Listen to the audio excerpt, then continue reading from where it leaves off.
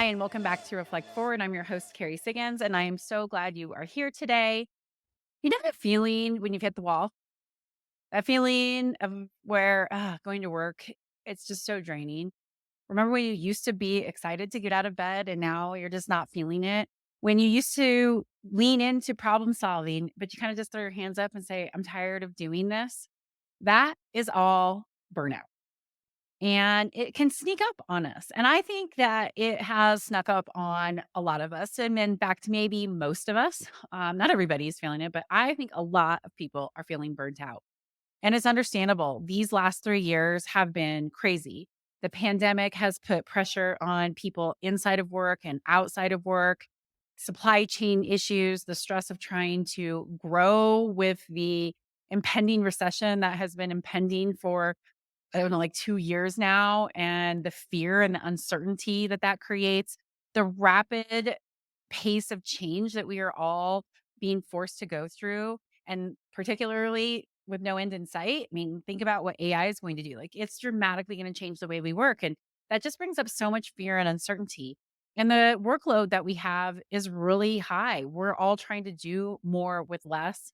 And we're in these places where we have remote teams or hybrid teams where people, are being required to come back to work. Some teams are never going back to the office.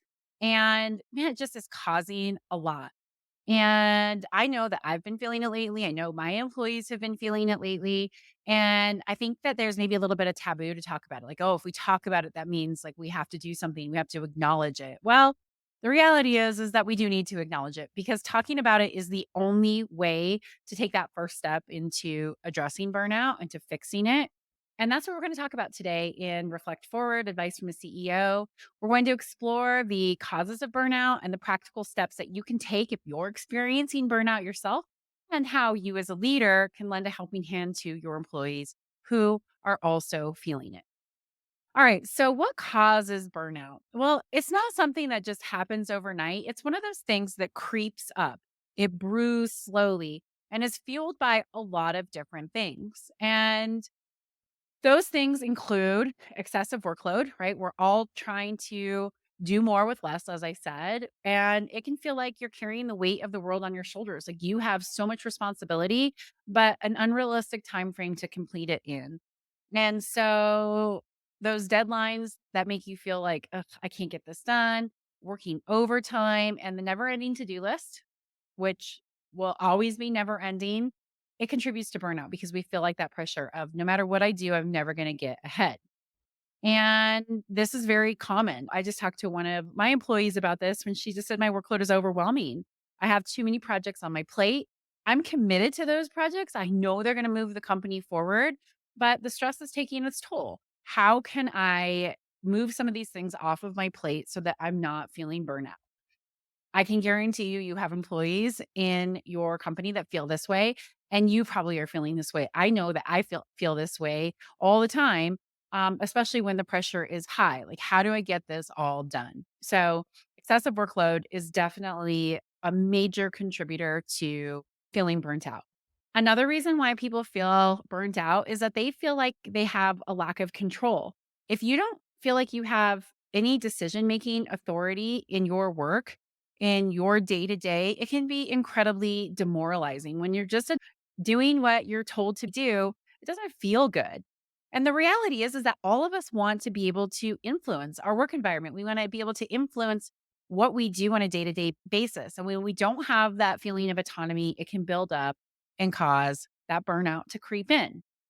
And so a lot of times this type of burnout happens when people work for a micromanager, or when they have a manager who is completely disinterested in their thoughts and their opinions and just told to do their work. That's when people feel like they have a lack of control over their given day. Another major reason why people feel burnt out is that they're not getting recognized enough. They don't get rewarded for the hard work they could do. So imagine you are one of these employees who goes above and beyond all the time, but you don't receive that acknowledgement. You don't receive that support. You don't get an appropriate reward for what you do. And that can feel like ugh, not good. Why am I working so hard for nothing? And that is also a contributor to burnout. When you feel undervalued or underappreciated, It can just chip away at your motivation to get up every single day and keep a smile on your face and keep showing up in that positive way to move the company forward, to move your team forward, to move your career forward. Quite honestly, it can be exhausting when you are working really hard and no one seems to notice. So that's another one. Another major contributor for burnout is not having work life balance. And I don't even know if there is such a thing, or if it's even a worthy goal to work towards to work life balance. I tend to believe that things ebb and flow. It certainly does in my life, where sometimes I have more work and I have to focus on that. And sometimes, I can take more personal time and ease off on the gas pedal a little bit so that I don't feel like I'm just constantly running a sprint. But the reality is that many people feel like work takes over their life. And it's a constant struggle to balance those family events and your personal health and getting time for exercise and being able to just take a break and check out, which is really important for us to do. Where people feel like they have to sacrifice their hobbies to be able to meet these deadlines and handle the workload, handle the pressure at work. And that causes a lot of stress on people, especially when they feel like they're neglecting their relationships with themselves and relationships with those people who are important to them. And people feel really drained and overwhelmed when they don't have that work life balance. So that's another major contributor to burnout.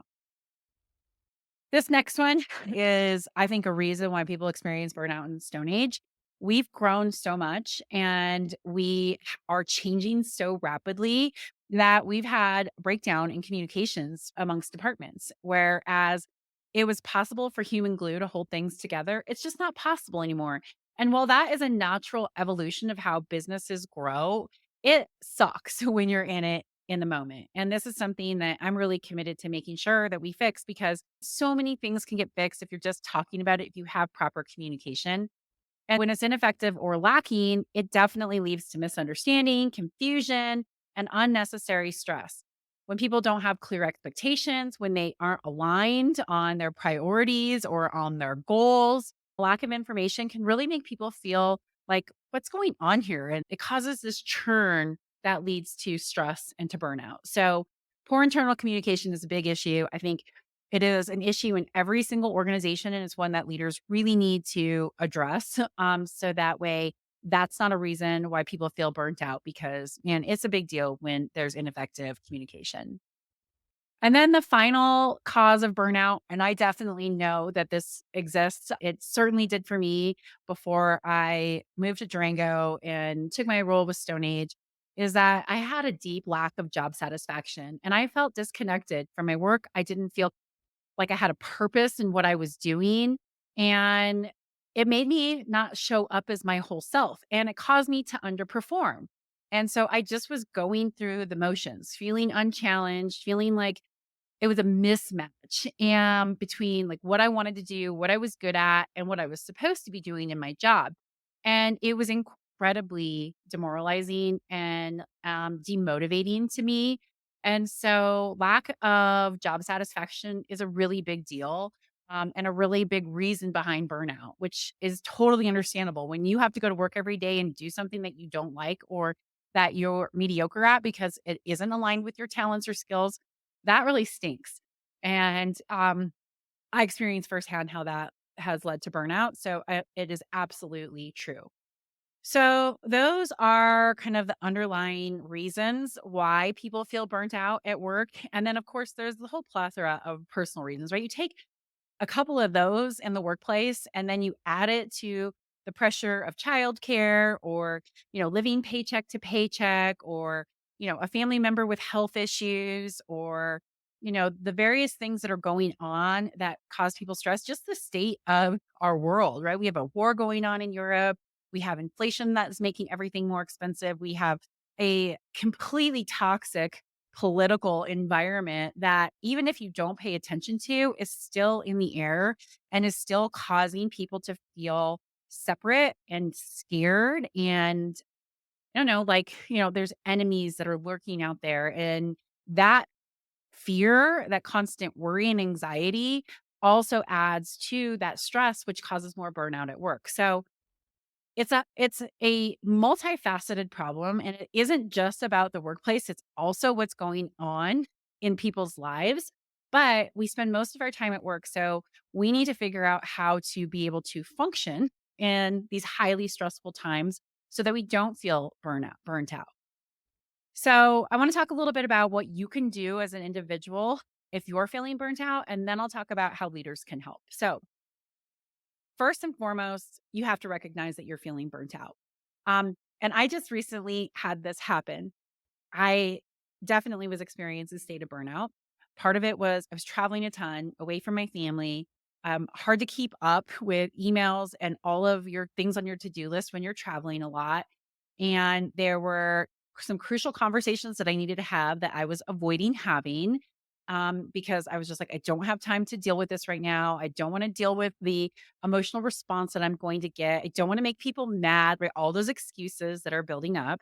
And then just dealing with the issues that running a fast growing company brings. And when you're feeling burnt out, like it is hard to motivate yourself to like just lean in and fix those things.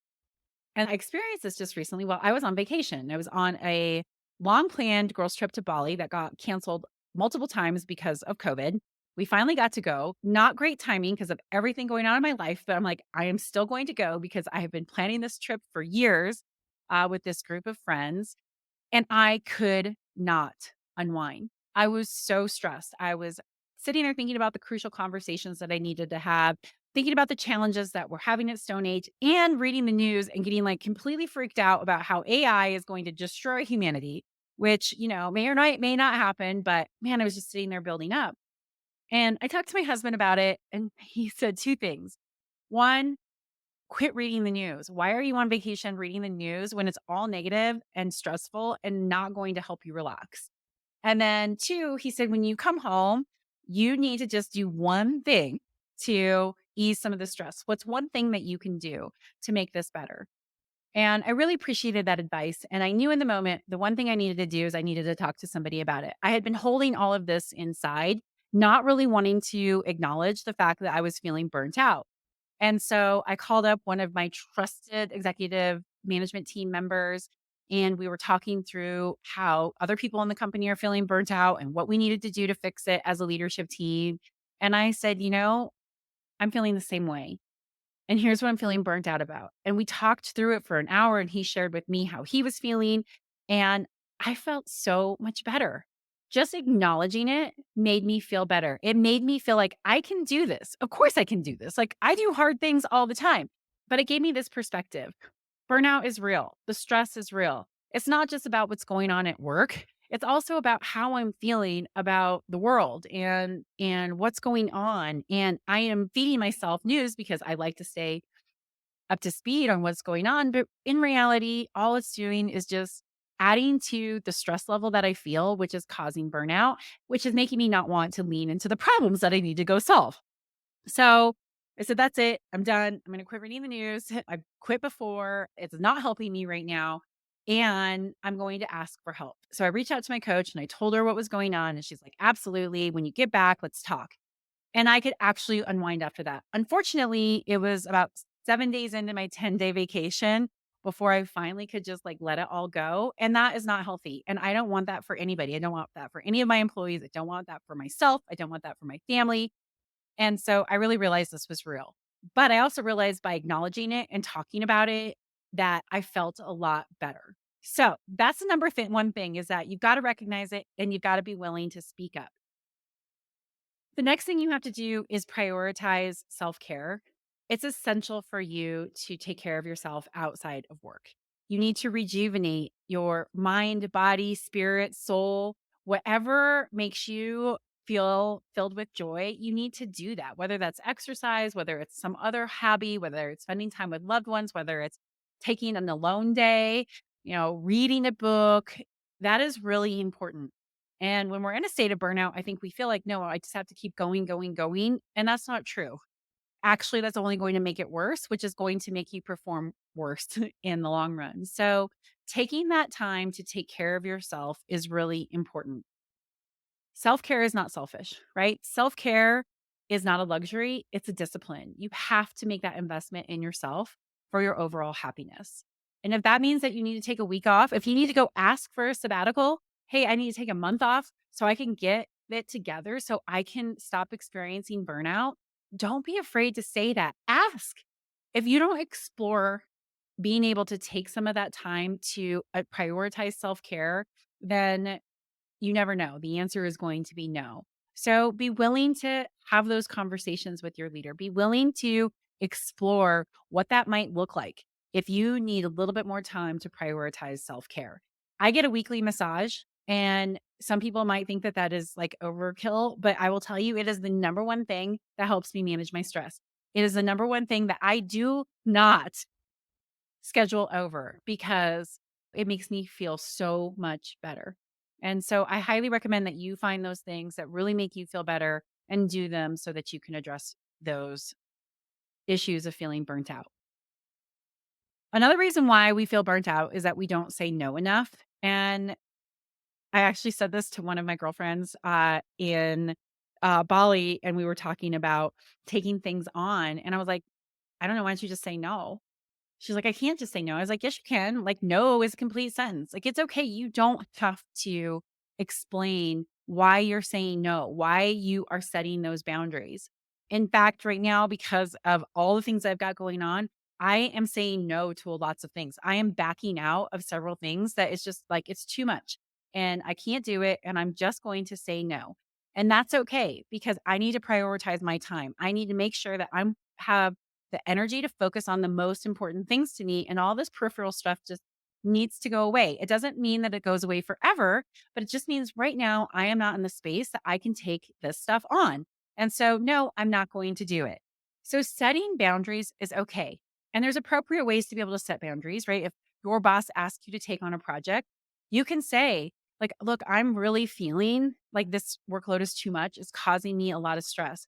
I want to help you, but let's talk about how I can prioritize. If taking on this project is the most important thing for the team and the company, then what can come off of my plate? Because I just can't keep saying yes to all of this stuff and do a mediocre job at all of it. That is a real conversation. That is the truth. There's nothing wrong with saying that.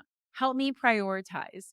If I need to do this as a priority, what can I stop doing so that I don't experience burnout? I don't get overstressed. It's okay. If you need to delegate tasks, right? Lots of leaders are afraid to delegate because they feel like they lose control of the outcome of that particular task. But sometimes you have to be able to say, like, I need some help with this right now. Is there any way that you can take it on? And that is setting a boundary. So being able to ask for support and to delegate effectively is also a way that you can manage your burnout. And I think it's really important to remember that you're not a superhero, right? You don't have to be a superhero.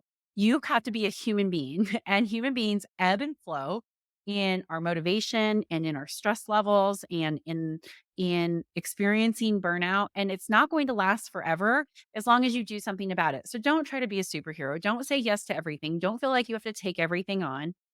You can say no. You can set boundaries. You can say, I can't do it right now. I'll look at it later. You can say, I'm sorry, I'm going to have to delegate this. There are lots of ways to be able to set those boundaries to make sure that you're protecting your time and your energy a little bit better. Talking about it also really matters. As I described when I acknowledged it, I only acknowledged it through talking about it. And I think that those of us who are afraid to get vulnerable don't want to raise our hands and say that we need help, or we do it when we're past the point of no return, right? When you say, I am so stressed, I'm miserable, I'm thinking about quitting, even though I don't want to, right? That means that we have let it build up because we're not seeking support. So talk about it. If you don't have a boss who you can talk about it, use your EAP, right? Talking to a therapist or a counselor can help you get it out on the table and figure out a plan to be able to address it. Figure out some tools to be able to manage your stress a little bit better. Talk to a friend about it, a friend who really can offer good support, not somebody who's just going to commiserate with you, right? But who can say, okay, let's talk about how do you prioritize? Let's role play how you tell your boss, like, I can't take on this project. getting that outside perspective, being able to get that guidance or even just to, share that experience with somebody is really important to deal with burnout. So those are some of the things that you can do. And finally, speak up, right? Seeking support for help is different than speaking up. And one of the things I'm really appreciative of are people on my team when they can say, I need some help. And this has happened recently where a manager within the company said, Hey, I need to talk to you about feeling burnt out. And I think a lot of people are feeling it. And it was really brave of her to speak up. And it was so incredibly helpful because it allowed us as the executive management team to go start digging in and figure out what's been going on. And admit to ourselves that we're all feeling it too, right? If we're all feeling burnout as an executive leadership team, then for sure those managers who report to us also feel that way. And so by her speaking up, it forced us to address it. And it's not an employee's responsibility to force management to address something, right? We as leaders need to be able to recognize it. But sometimes when we're in that state too, it's really helpful to get that feedback. And so those employees who feel that personal responsibility to speak up and make sure that they are being heard, that the executive management team isn't missing something, that's really, really, really important. And I applauded her and it was like, I just am so proud of you for saying what you feel, for being able to speak up, and for also taking a self leadership approach saying, I want to help fix this. I want to be part of the solution. Here are my ideas on how to fix this. I was so proud of her. It was amazing. And I appreciated the help, right? Because we leaders, we're human beings too, right? We're experiencing all of these things too. And it's so easy to say, I have to be the person to solve all these problems. And while you do have an added responsibility with your role, right, it's so helpful when you have people who speak up. So, those of you who are experiencing it and who are questioning, like, should I be brave, be courageous, speak up and do it in a way that brings solutions to the table, that doesn't point blame, right? That just says, look, there's some problems that are going on here that are causing burnout, and let's fix it together. Such a helpful way to be able to address what's going on in an organization. So, those are some of the things that I would recommend you do if you are feeling burnt out. Acknowledge it, recognize it, and acknowledge it. Prioritize self care, set boundaries, seek support, and speak up. Really important ways. You cannot do something about burnout unless you take action. And action might mean, yes, I have to say something. Action might be, I need to step out for a minute while I can go and get myself into a better space. But it requires action. Putting your head in the sand and pretending like it doesn't exist does not work. It does not help the situation. It only makes it worse. Okay, so as a leader, what can you do to help your employees who are feeling burnt out? It is your role as a leader to create that positive work environment and to help prevent burnout amongst your team. So, here are some of the things that I would encourage you to do. The first thing is encourage open communication, right? You need to foster that environment where employees feel comfortable discussing their challenges, their concerns, their workloads. Just like I gave the example of that manager who spoke up and said, there's some things that are going on here. We need to talk about it. Right. That's a really important thing. And if you're not creating that safe space for people to speak up, then they're going to stick their head in the sand. They're going to talk about it and be negative about it and cause more stress amongst employees because there isn't that safe environment. So really, really important for you to ask those questions, actively listen to what's going on, implement changes with the help of the people who are saying I'm burnt out, right? You don't need to just fix it for them. In fact, when you just try to fix it for them, you might be fixing the wrong thing. So you really need to make them part of the solution so that it aligns with what they need. And that only comes when you have open communication within your team or company.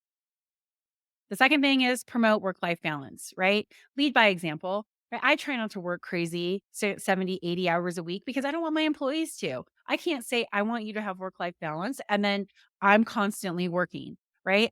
Even if I am working on weekends, I send emails. I use the schedule email function all the time and send my emails on Monday morning because I don't need my employees to feel like, oh, just because she's working, I need to too. So you need to lead by example. So set boundaries on your own time. Don't send emails at 2 o'clock in the morning, even if you're awake. I get it. I wake up sometimes in the middle of the night and I can't go back to sleep. And it's better for me rather than laying in bed spinning to just get up and to like work on whatever I am spinning on. But that doesn't mean that you need to send that email or your suggestions or whatever it is at that time. You can say, nope, I'm not going to do it because I want to be a good role model. You also need to show that it's okay to take breaks, to take a mental health day off, to not work overtime, to make sure that people can take a week off if they need it. Consider sabbaticals. I understand that it's costly, but 1 month is a drop in the bucket over what hopefully is years that an employee is with you. I've given several of my employees a month sabbatical if they need to go deal with things to get their mental health in a better spot. That 1 month, while yes, it means that we have to spread the workload and that, we're still paying that salary, man, it makes such a big difference. People come back going like, I am ready to go. They come back more loyal to the company because you help them. Sometimes people need some help getting that work-life balance a little bit more balanced. Sometimes you just need to be open to considering those things for your high performing employees. It matters. Knowing that people have that support to create a little bit more balance in their life is really important. Another thing that you can do is provide growth opportunities, right? Job satisfaction, we know, is a leading cause of people feeling burnt out. And so you want to be able to help them develop the skills that they need to grow in their roles. You want to understand what their talents and strengths are so that you can help them lean into new career opportunities. That's a really important thing. People want to feel challenged. They want to feel passionate about their work. They don't want to be stuck in the same old job if they don't like it. So be willing to invest in your employees, to give them acknowledgement that they are valued and that they matter. I think that that helps a lot. It doesn't mean we're pile up more work on them, right? It's helping them develop those skills. So burnout, while it seems a little bit weird that like more work leads to burnout, that's not necessarily true, right? Sometimes it just means shifting things around so that what's causing the burnout gets off of that person's plate so they are open to be able to gain new skills and feel like they're advancing their careers. So I think that's a really important thing. The most important thing overall, though, is to talk about it. Talk about it, talk about it, talk about it.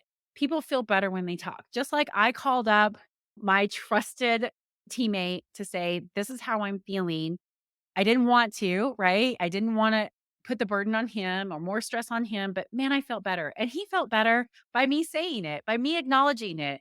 Talking about it makes things better because if you don't talk about it, it's really hard to take action. So, if there's one piece of advice that I can leave you with is talk about it. It's okay to talk about it. Not talking about it does not mean that it does not exist. So, be open to showing vulnerability, to having those conversations, to being really helpful to your teammates and to your employees who are experiencing a state of stress. I know that burnout seems like it is unavoidable in this fast paced culture that we have, but it doesn't have to be. If you understand the causes, if you take a proactive approach, if you talk about it, if you create a supportive environment, you can tackle these issues head on. I know it can feel overwhelming, but we are not alone in this, right? I am confident that most companies on this planet have employees who are experiencing burnout. That's okay. It's an issue that we all need to face. But if we do it together, if we take care of ourselves, if we advocate for our needs, we advocate for our employees, we can overcome burnout.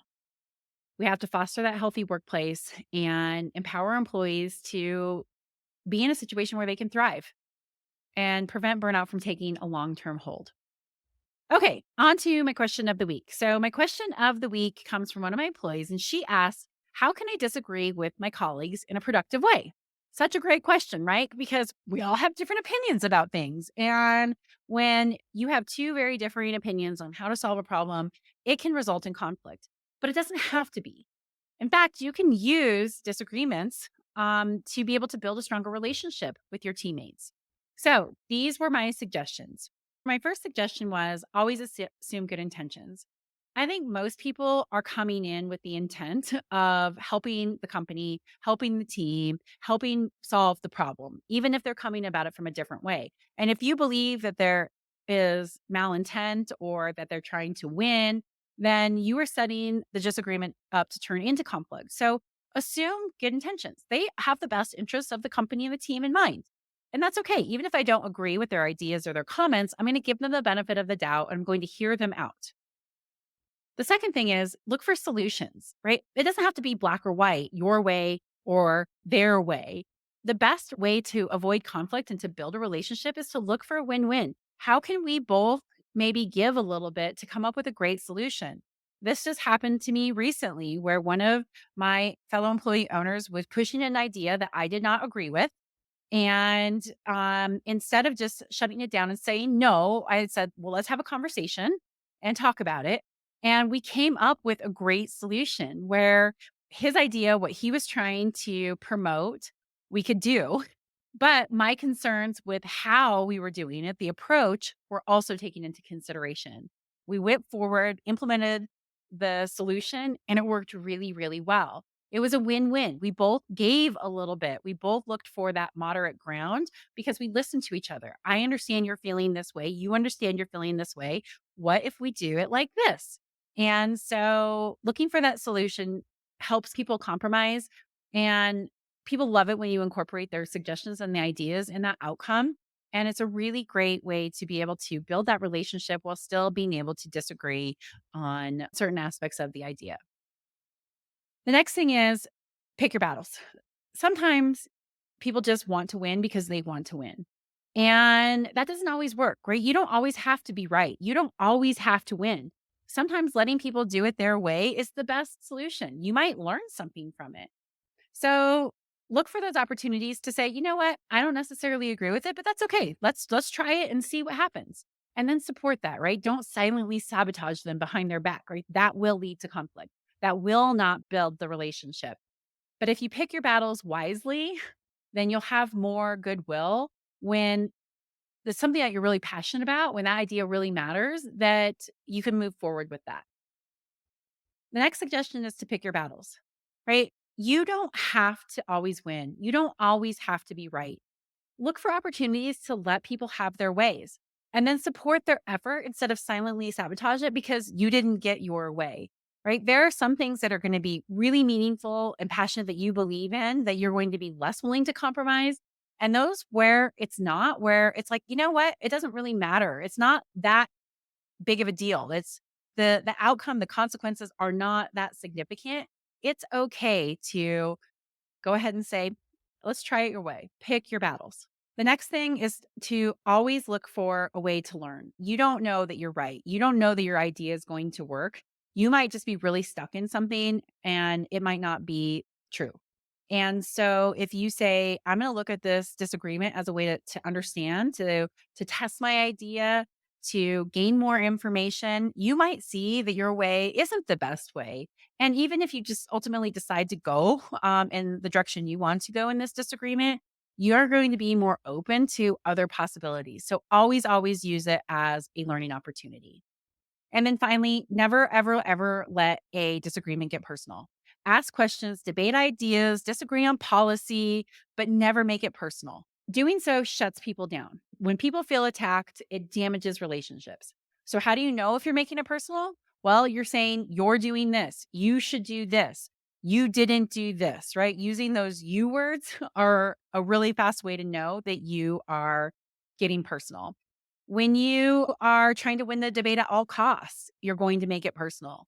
When you are resort to name calling or using triggering language, you are trying to win at all costs and you are making it personal. If you attack the person or even the idea, you're making it personal. So don't do these things, right? Debate the idea. That's fine. Disagree on the policy, disagree on the process. Ask those questions to make sure you understand, but never make it personal. All right. So hopefully those tips helped you, both dealing with burnout and how to disagree with a colleague in a productive way. And that's it for today. So thank you so much for joining me. I hope you enjoyed this episode of Reflect Forward. If you like this podcast, please feel free to share it with a friend, subscribe to it, write a review. It helps with the algorithms. Be sure to sign up for my YouTube channel and be on the lookout. My book is going to launch October 17th. There's going to be all kinds of fun things that we're going to do up until that event. So I'm super excited about that. So be sure to follow me on LinkedIn, on Instagram, and on YouTube to get the latest information on the ownership mindset. Thanks so much. See you next week.